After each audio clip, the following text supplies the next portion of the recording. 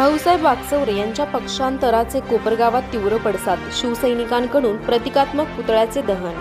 शिर्डी लोकसभा मतदारसंघाचे खासदार भाऊसाहेब वागचौरे यांनी शिवसेना उद्धव बाळासाहेब ठाकरे पक्षाची साथ सोडून शिंदे गटात प्रवेश केल्याच्या पार्श्वभूमीवर कोपरगाव शहरात गुरुवार दिनांक 18 जून शिवसैनिकांमध्ये तीव्र संताप व्यक्त करण्यात आला।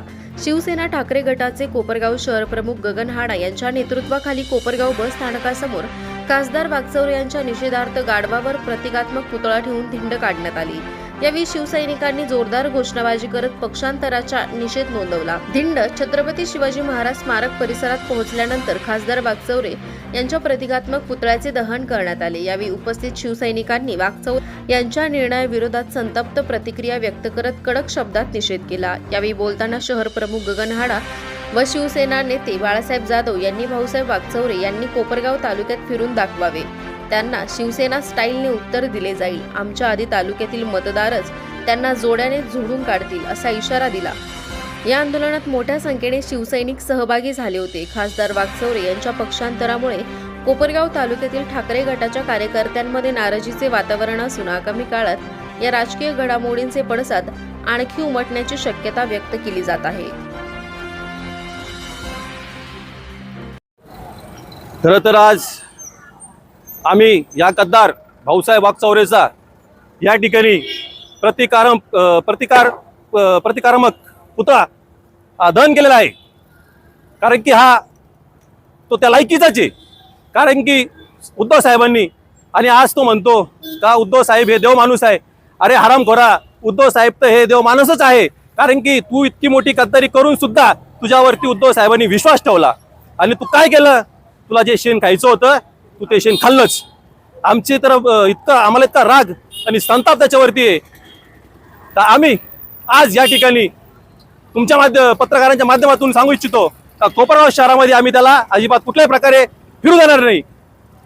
खरं तर उद्धव साहेबांना ज्या वेळेस 2024ला याला ज्यावेळेस तिकीट फायनल करत होते त्याच वेळेस आम्ही याला विरोध केला होता। आम्ही साहेबांना सांगितलं होतं का साहेब या हरामखोराला तुम्ही त्या ठिकाणी तिकीट देऊ नका, हा गद्दार आहे, यांनी आपल्यासोबत एकदा गद्दारी केलेली आहे।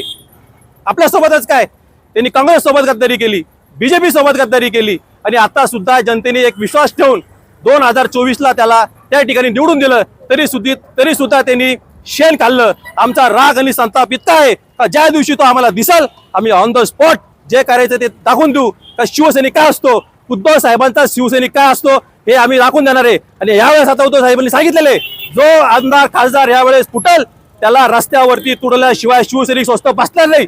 जय हिंद, जय महाराष्ट्र। आज आपण बघतायत संपूर्ण महाराष्ट्रामध्ये या गद्दारांबाबत प्रचंड जनतेमध्ये रोष आहे। खरं तर मला हे समजत नाही आजच्या परिस्थितीमध्ये हा विषय आला कुठून, नेमकं खासदार फोडायचं कारण काय? आज तरी तो हा विषय कुठं होता, काय कारण होतं? परंतु या भारतीय जनता पार्टीचे जे काही तिथं बसलेले आहेत मास्टर माइंड, त्यांच्या सांगण्यावरून हा केलेला हा एक गोड बंगाले आज या राज्यामध्ये या महाराष्ट्रामध्ये अवस्था काय?